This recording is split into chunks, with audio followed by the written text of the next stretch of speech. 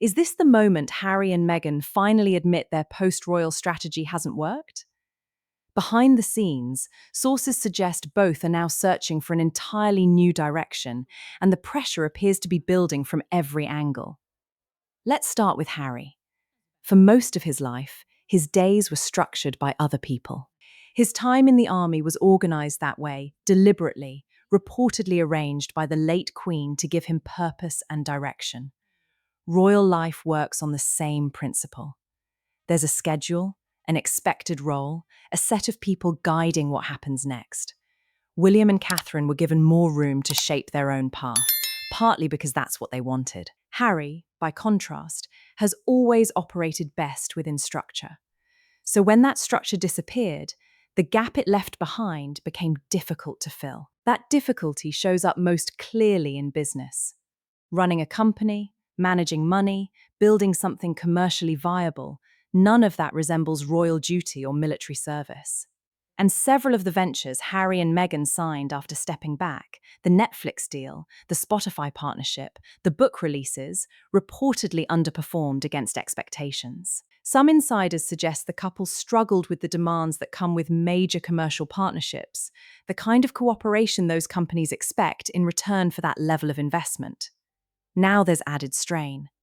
Harry is currently dealing with a legal dispute involving the Sentebale charity, a case reportedly proceeding with some intensity behind the scenes. At the same time, his role as Chief Impact Officer at BetterUp remains one of his only steady income sources, reportedly worth around £1 million a year, though that single position may not be enough to sustain everything long term. There were hopes of expanding his profile further. A recent trip to Australia was reportedly intended, in part, to strengthen ties with the Invictus Games and bring in fresh support.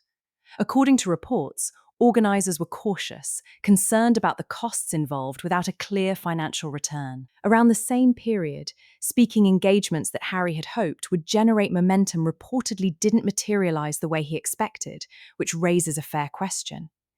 If the goal really was to build a profitable speaking career, why not work through Meghan's own agency, Webb Mowery Endeavour, which already has the experience and contacts for that kind of work? For reasons that remain unclear, that hasn't happened.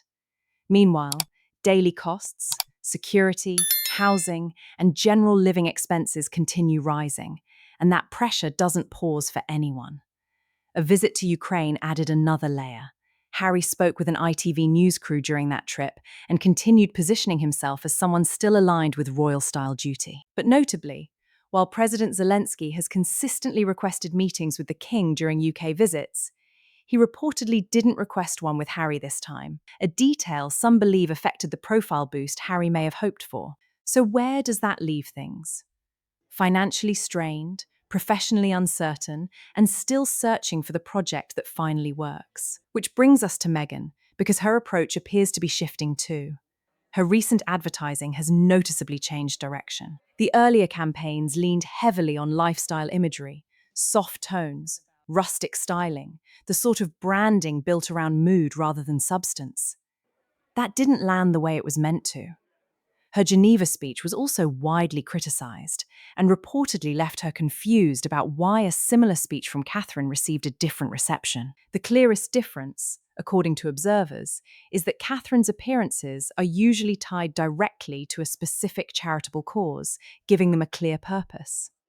Sales for Meghan's product line haven't picked up either, and getting celebrities to promote it has become harder.